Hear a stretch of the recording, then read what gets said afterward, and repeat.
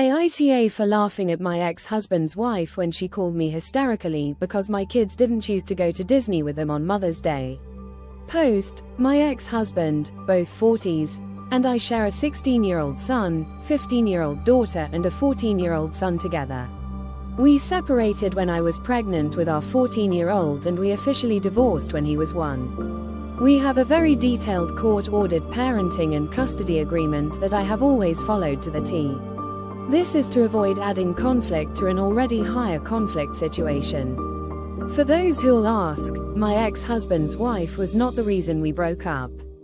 He did cheat on me during my 3rd pregnancy, and this was due to it being a high-risk pregnancy where I could not engage in any sexual activity with him. He felt it was a good reason to sleep with others. I did not. He has always believed I was unfair to him. Yet he did go through a paternity drama with one of the women he slept with during that time. He was proven not to be the father, but he expected me to be okay with him having unprotected sex with someone else. All of this has made it difficult for us to co-parent. It's why we need everything spelled out and why we communicate via parenting app mostly. Our youngest has a medical issue, so texting and calling is sometimes a requirement. My ex-husband remarried 4 years after our divorce was finalized, which was a year after our youngest was born. From the beginning of their relationship, there were issues with his wife and our children. His wife was all over the place with our kids and appeared to take her fertility troubles out on our children by being short and snapping at them or making them feel like a problem in the home. Yet she also wanted him to call her mom and she wanted him to spend more time with her. There were times we returned to court over the issues in my ex's home. My ex tried to paint it was me alienating the kids from his wife, but he and his wife got 3 warnings for the very thing he accused me of.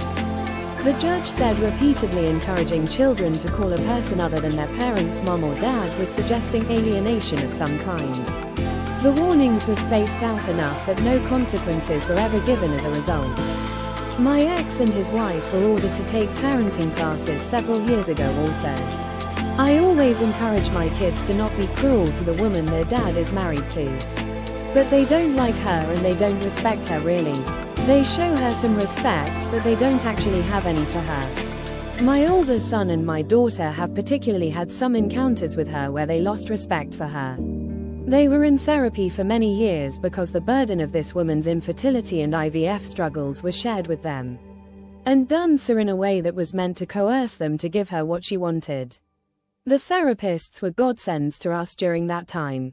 Last year all 3 of my children were deemed old enough to decide whether they saw their father 50-50 as they had previously or whether 1 weekend a month would be the new parenting time split. All 3 chose to reduce their time to 1 weekend a month. This was something my ex and his new wife didn't like and tried to fight, but the kids say was given more weight. My ex and his wife did eventually have 2 children together.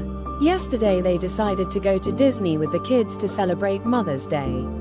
My ex called and asked me to let our kids come. I gave my kids the choice and they answered never.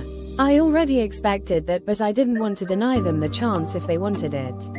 My ex was furious, but I ended the 2nd call and ignored further texts from him. Then I got a call from an unknown number around 3 p.m. and it was his wife. She was hysterically crying down the phone about my kids not being there and how they were supposed to be because they're her kids too. I laughed at her antics and ended the call. I got around a dozen texts in the next 2 hours and then my ex texted me last night and this morning telling me I was heartless and suggesting I should appreciate his wife loves our kids this much. My issue was never her being good to them. It was the way she treated them. The hot and cold, the demands and expectations and attempts to guilt trip them. It's the way she acted like she had as much of a right to be their mom as I had, and all because at the time she had no kids and had fertility troubles. It's the way she made my ex's home **** for my kids. My ex allowing it is not something I've forgotten either. But I think it's crazy to think I should be grateful for any of this. But maybe I'm being an ***. Cyril asked the people of Reddit.